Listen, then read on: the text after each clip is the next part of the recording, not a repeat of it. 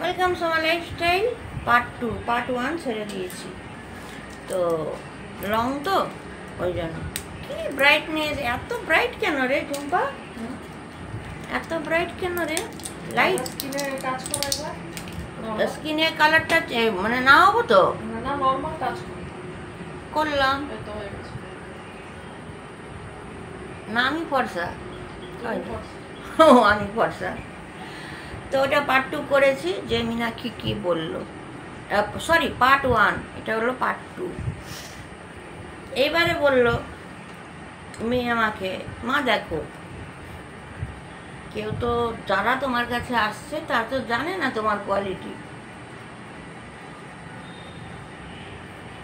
আর এমনটাই হবে এটা আমার জানার কথা ছিল, কিন্তু এমনটা হবে আমার জানা ছিল। কেন বলেছে? ও অপরকে দোষ দিচ্ছে না। ওই তুই ফোন রেখে কথা বল, শোন, এই মোবাইলটা আমি ছিনিয়ে নেবো, কিন্তু ভেঙে ভুঙে দেবো, নিয়ে রাখলাম। আজকে বাজার করতে গেছি, যখন দীঘা গেছিলাম ম্যাক্সের সব ফটো তুলছিল, আজকে আমার মোবাইলের সব ফটো তুলেছে। কি বলি আর। তো যাই হোক, মেয়ে যখন বললো এটা হওয়ার ছিল আমি জানি, তবে আমি বলবো রূপ চেঞ্জ করে দাও, নিজের কোয়ালিটিটা দেখাও। আজকে তুমি তোমার অন্যর উপরে ডিপেন্ডেন্ট বলেই আজকে তোমাকে এত কথা শুনতে হচ্ছে। আমি পরকে বলবো না, মেয়ে বলছে, আর আমিও বলবো পরকে বলবো না। কেন বলবো? মেয়েই বা কেন বলবে? ভুলটা তো আমরা করছি, যে আসছে চাপটে নিচ্ছি, যা পাচ্ছি দিয়ে দিচ্ছি, সেটাই মেয়ের রাগ। তো no dependent every one member, তোমাকে তোমার কাজ করতে হবে। তারপরে মেয়ে বলল আয়নায় গিয়ে দাঁড়াও, আফটার আর বিফোর। মা তোমার কোনো পুরনো ভিডিও আছে? আমি বললাম না। তখন বলছে আমার কাছে আছে।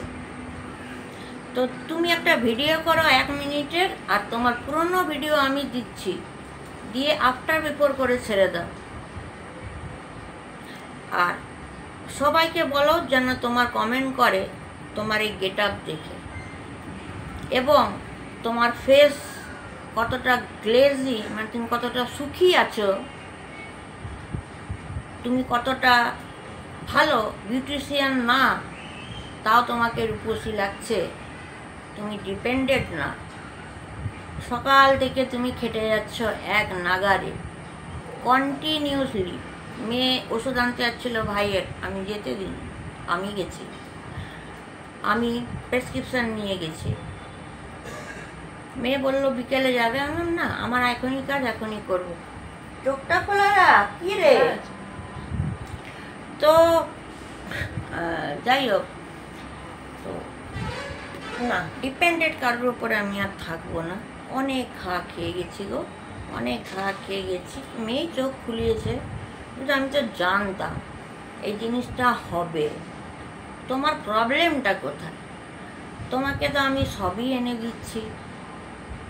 তুমি আগে এত স্পিডি মানুষ ছেলে, সেই ওমেন মা কোথায় গেলে তুমি? যেখানে তুমি গান করতে যেতে, পার্লারের কাজ করতে যেতে, বল ঝুম্পা, এবং বাজার করতে, রান্না বান্না করতে, আমাদের ভাই বোনদের স্কুল পাঠাতে, স্কুল থেকে আনতে হলো, ওই রূপটা তোমাকে বের করে আনতে হবে। আমি বললাম এই এজে। আর আজকে সকালে আমার মেয়ে কি বলছে জানো? মামি তোমার বয়স কত? আমি জানিস তো 51। বলছে তোমার এখন কি হয়েছে জানো, এখন আমাদের লজ্জা লাগছে। বলছিলিস না, মানে ফানিগিরি করছিলাম, কেন কি লজ্জা লাগছে? বলছে আমরা যখন টন্টো করে ঘুরতাম স্টাইল মেরে মেরে, তুমি তো ঘরে বসে থাকতে, আর এখন দেখো আমরা অথর্মগুলো বসে আছি, আর তুমি বুড়ি ছুরি হয়ে গেছো। আমরা হেরে গেলাম, তুমি জিতে গেলে। হ্যাঁ জানিও তো, আমার কি রিয়েলি 51 বয়স মনে হচ্ছে? যে জানিও না, মানুষের তো না। তো এই একটাই প্রথম খুশির খবর দিলাম, মেয়ের ট্রেনিংয়ে চলছি, ট্রেনিং অলরেডি দিয়ে দিয়েছে, খালি বললো আফটার বিফোর করে খালি একটা ভিডিও ছাড়ো। সব থেকে বড় 15 তারিখে মেয়েকে কলিংয়ে আমি বলেছিলাম, মেয়ে আমি খুব শান্তিতে আছি। মেয়েকে ও ঘাবড়ে গেছে, বলছে কেন শান্তি? মানে বুঝতে পারিনি, নিজের বাড়ি, নিজের গাড়ি, নিজের ফার্নিচার, নিজের টাকা, নিজের সব কিছু, তাই তো জুম্পা? তোকে আমি দেখছি কিন্তু। তখন আমি বললাম না রে, ডাক্তার কি বলেছিল? ও তখন মেয়ে ধরে নিয়েছে। আমি বললাম কি দেখো, দেখ রে ঝুম্পা, এ দেখ ভাই না সেদিনকে এমন করলো। তখন বলছে কি করলো? বলছে, আমি তখন বললাম ভাই বললো সিকিউরিটি গার্ডকে বাইরের লোককে ঢুকতে দেবেন না। তো এবারে তো কেউ আমাকে ডিস্টার্ব, মানে এখানে তো আর কেউ আসছে না, যেহেতু ভাই বলে দিয়েছে বাইরের মানুষ অ্যালাউ করবে না। তো সেটা ভাই তো নিশ্চয়ই চিন্তা করে বলেছে, তোমাকে তো এমনি বলেনি, তাই তো? এবং তুমি যদি কাউকে আটকেও রাখো, আর ভাই যে তোমাকে যদি এই যে কথাটা বলেছে তুমি আটকে রেখেছো, সেটা কিন্তু ভালো, ভাই কিন্তু তোমার ভালোর জন্যই বলেছে। কেন বলেছে? তুমি রেগে যেও না। প্রথম বলেছে তুমি অসুস্থ, ভাই দ্বিতীয় বলেছে তুমি হয়তো আটকাওনি, তাও আমাকে বলতে বাধ্য। ওইটা আমাকে শুনিয়ে বলল, যেহেতু কাউকে ঢুকতে দেবে না বলেই সিকিউরিটি গার্ডের সামনে বলল কোনো বাচ্চা বলো, বউ বলো, মেয়ে বলো, কেউ এন্ট্রি না, বাইরের মানুষ এন্ট্রি না। কেন কি ছেলেই বলতো রেস্ট পাবে না। তো ছেলে একটা খুব পুণ্যর কাজ করলো, যে আমি এখন খুব ফিট অ্যান্ড ফাইন আছি, ঘরকে গুছিয়ে সাজিয়ে। অ্যাকচুয়ালি আমার বেডরুমে সব গেস্ট ঢুকে যাচ্ছে, যে যা পাচ্ছে টিভি চালাচ্ছে, আল্লাহ থেকে জামা পরে নিচ্ছে, ক্রিম শেষ হয়ে যাচ্ছে, আমি টাইমলি শুতে পারছি না, খেতে পারছি না, এগুলো ছেলে মার্ক করেছে। মেয়ে তো আগের থেকেই বলতো, এবং এটা তো হলেই হলো। তো লাস্টে ওই জন্য ছেলে নিল, ডাইরেক্ট আমাদের সিকিউরিটি গার্ডকে বলল বাইরের মানুষ অ্যালাউ না। তো ওইটা আমার জন্য খুব পুণ্যর কাজ করেছে ছেলে একটা। সেই তো ছেলে, সেই তো মা আর বাবা দিদিকে নিয়েই চলছে, দিদি সেবা করছে, আমি দেখছি, বাবা টাকা পাঠাচ্ছে, ট্রিটমেন্ট চলছে, তাই তো? আর একটা কথা বলি ঝুম্পা, তুই জানিস না, 10-12 দিন আগে একজন গেস্ট এসছে, অনেকগুলোই মেম্বার। এবারে ওর রুমটা এমনি লাগানো ছিল, কোনো চাবি না। তোকে বলেছিলাম আমি? না, বলেছি। আচ্ছা যাই হোক, এবারে একটু অন্য ধরনের। আর আমার নীতি আমার শ্বশুর বাড়ির থেকে শেখা, যে যার বেডরুম লক থাকে। তো মেয়েরটা লক রেখেছি, মেয়ের জিনিসপত্র যা আছে গুছিয়ে গেছি ওখানে।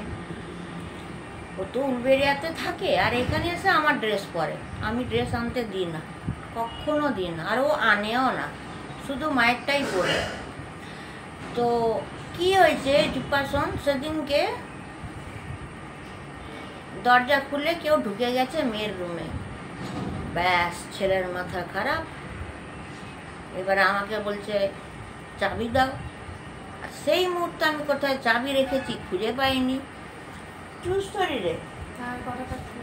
হ্যাঁ হ্যাঁ, তারপরে রেগে টেগে গাল দিয়ে আমি লাস্টে ভয় চাবি দিয়ে দিয়েছি। পাট পাট পাট করে লক করলো, আমার দুটো মোবাইল নিয়ে আলমারিতে পড়ে গেল। এই হলো ছেলে। দিদির ঘর কেন করা হয়, ব্যবহার করা হয়, লাইক করে, আমিও লাইক করি। দিদির ঘর আমি ভাই হয়ে ইউজ করতে পারি, তুমি মা হয়ে ইউজ করতে পারো।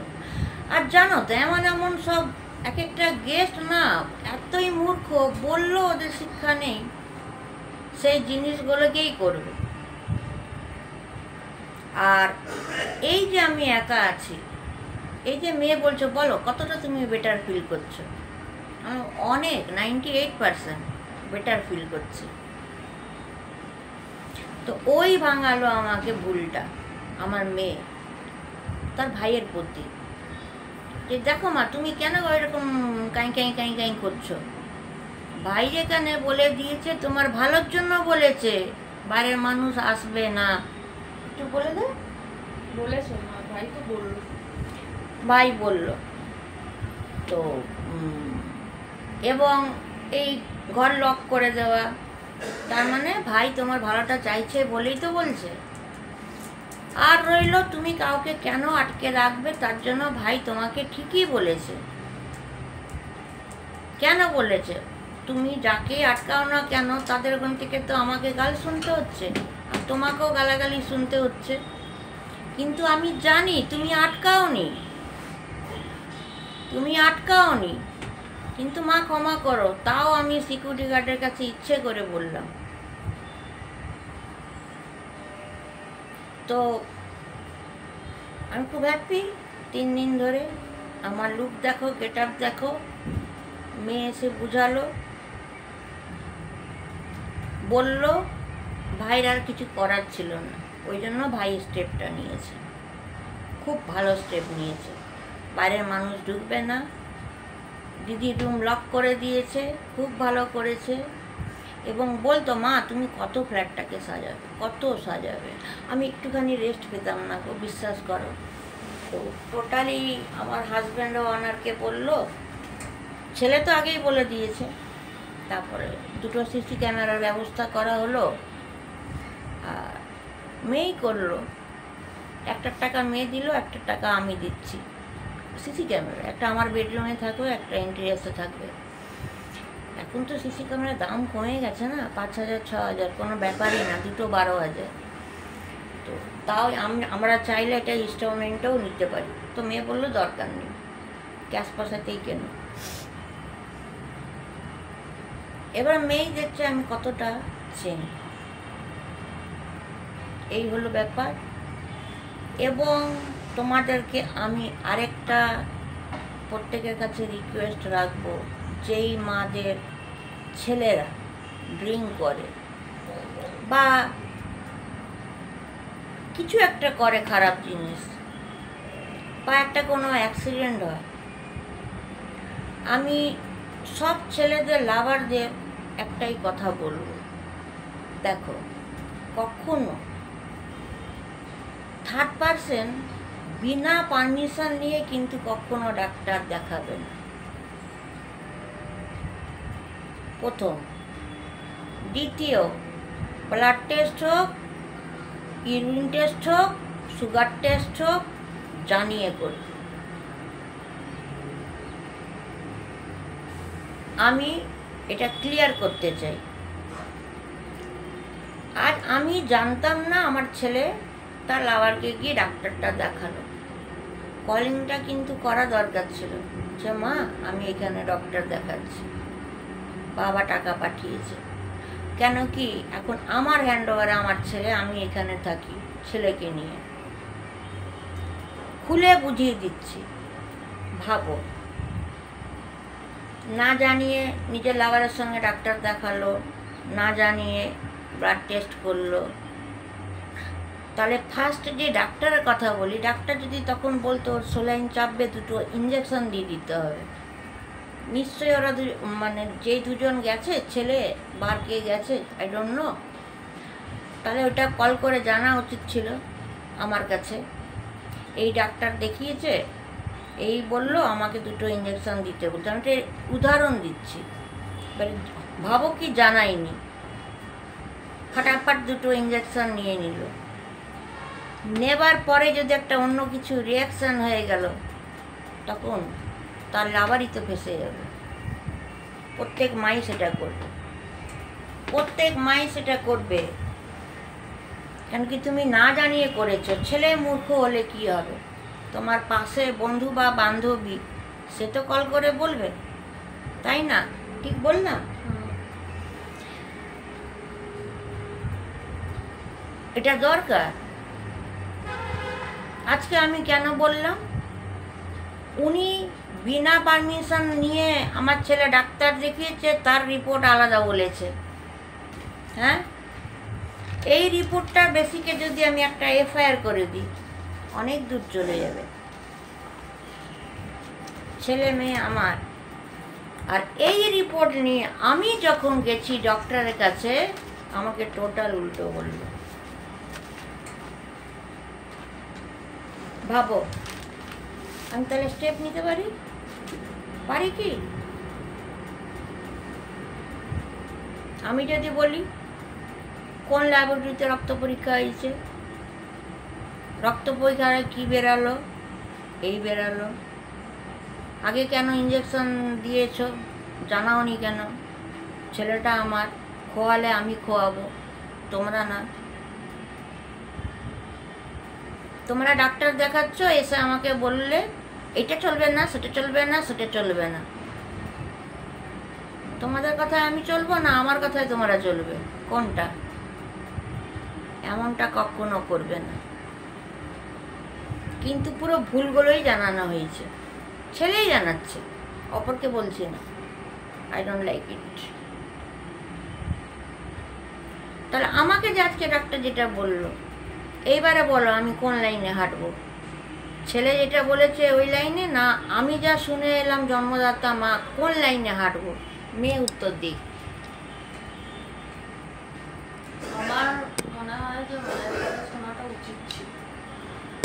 মাকে বলাটাও দরকার ছিল। বলাও দরকার ছিল, যেহেতু ছেলে, মাকে তো সবকিছু জানি করাই উচিত।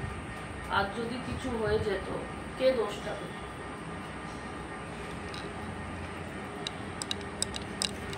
তো বললো মায়ের মা যেটা জেনে এসছে, মায়ের কথা চলা কথা। তো সে যাই হোক, এই ভুলটা তোমরা যত ছেলে আছো, মাকে দুঃখ দেবে না। যেই মা তোমাদের জন্ম দিয়েছে, বাঁচিয়ে রেখেছে। আরেকটা কথা বলে রাখি, কখনো মাকে গালাগালি দিয়ে লাফাতে লাফাতে চিল্লাতে চিল্লাতে রাস্তায় বেরিও না। মায়ের কিছু হবে না, দুর্নামটা তোমাদের হবে। ঘুরে ফিরে বলবে এইটাই, নিশ্চয়ই দেখ মাটা খুব কড়া, তাই না? ওই জন্য বোধহয় ক্রিং ক্রিং প্রিং প্রিং করতে করতে চলে যাচ্ছে, তাই না? আর রইল কি, একটা কথা বলি, মেয়েরই কথা বলবো, কি বলবো, বললে আমাকে যা এখন বকবে না, আমার 14 গোষ্ঠী আমার উদ্ধার করে দেবে। তবে হ্যাঁ, মেয়েকে আমি ব্রেকিং নিউজ মেয়ে বলি। বাবা আবার ঘুরাই বল, এখানকার সব ব্রেকিং নিউজ সকাল 5টা, কটার থেকে যায় তোর কাছে? ঘুম থেকে ওঠা থেকে ঘুমানো পর্যন্ত, মানে ভোর 6টা থেকে নিয়ে রাত 11টা। খাওয়া, উঠা, বসা, যাওয়া, সব সব। তো আফসোস কোথায় জানো? আমার মেয়ের আর আমার আফসোস। ও ভেবেছিল ওর ভাই খুব বড় একটা বিজনেসম্যান হতো, কিন্তু এই টুম্পাই পুরা শেষ করে দিল। আর আমারও স্বপ্ন ছিল, হতোই। ভাইটা তার, ঝুম্পার, ছেলেটা আমার। আমাদের চেয়ে তো ভালো কেউ বলতে পারবে না। আমার ছেলে কেমন আমি ছাড়া কেউ বলতে পারবে না। আবার দিদি বলতে পারবে নিজের ভাইয়ের কথা, দিদি ছাড়া কেউ বলতে পারবে না।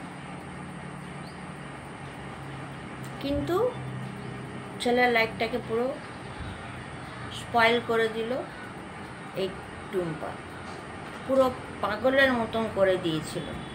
আর যেটা আমি হতে দেব না, কোনো মতে হতে দেব না। এত ইলিগেল কাজ করে বসে আছে,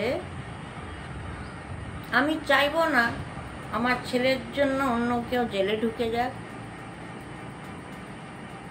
আমি এটাই চাইবো, আগে নিজের ছেলেকে ঠিক করা।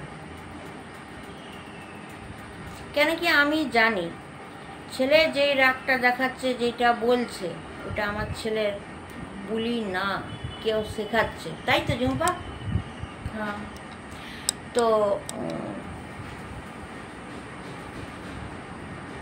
এবং 16 তারিখে যে জন্মদিনটা, ওটাও আমার মেয়ে বলে দিয়েছিল তুমি ভাবলে কি করে জন্মদিনের দিন ভাই থাকবে? সকাল 10টায় বেরিয়েছে, সেও তখন আমি প্রেজেন্ট, আমার ভাইয়ের সঙ্গে কথা বলছি, ঢুকেছে রাত 10টায়। এটা আমাদের জানা ছিল, এলো না। ভাইকেও বললাম এই টুম্পার ব্যাপারটা, 5 আঙুল তো সমান না, কিন্তু এত একটা ক্রিটিক্যাল মেয়ে, ডেঞ্জার, শয়তান, ফালতু আমি পৃথিবীতে একটা দেখিনি। এর থেকে রাস্তার মেয়েগুলো, যারা নাচনেওয়ালি বলো, বাইজি বলো, খানকি বলো, ফার বেটার। এক তো ইলিগেল কাজ, হাজব্যান্ড বেঁচে আছে, ডিভোর্সই না। টুম্পা ফুল গাঁথে, মালা বানায়, ঝাঁটা বানায়, এই ওর কাজ। একটি ছেলে প্রচুর লুটেছে, আনলিমিটেড। এক তো ইলিগেল, স্টেপ নিলে মারা পড়ে যাবে। ডিভোর্সই থাকলে মারা পড়তো না। তাও তাদের গাল আমাকে শুনতে হয়েছে। এটাই হচ্ছে আমার মেয়ের রাগ, সব থেকে বড় রাগ। যে মা দেখো আমি কেন মিশছি সেটা তুমি ছেড়ে দাও, পরে বুঝতে পারবে। কিন্তু তুমি কি করে, দুনিয়ার লোক তোমার ঘরে চলে আসছে, তুমি এন্ট্রি দিচ্ছ। ব্যাস দেখি। তবে বলে দিয়েছিল ভাই থাকবে না জন্মদিনের দিন, আমার জানা আছে। এবং আমি তো ওই জন্য না পয়লা বৈশাখ বলে যাচ্ছি, তবে আটকে গেল ভাইয়ের জন্য। করুক সেবা এখন, আমি তো বলেছি সানডে অবধি থাকবি, দেখা যাক তাহলে। আর যদি থাকে, আর যদি ওর ডক্টরকে বলে যদি আর একদিন যদি পিছানো যায়, কেন কি আমি একটা কাজের ব্যাপারে যুক্ত হচ্ছি, তাহলে না আমি রেডি হয়ে নিতে পারবো, নিজেকে ইনভলভ হয়ে যাবো। চাইছিলাম মেয়ে থাকতে থাকতে হয়ে যাক, দেখি রবিবারের মধ্যেই আমি চেঞ্জ করে নেব যদি হয়ে যায় কাজটা।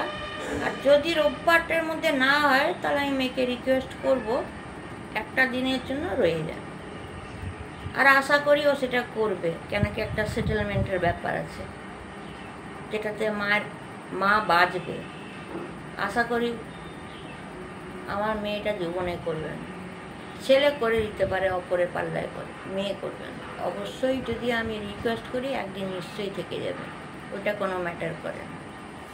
তো সব বি কেয়ারফুল, ইলিগেল কাজগুলো করবে না।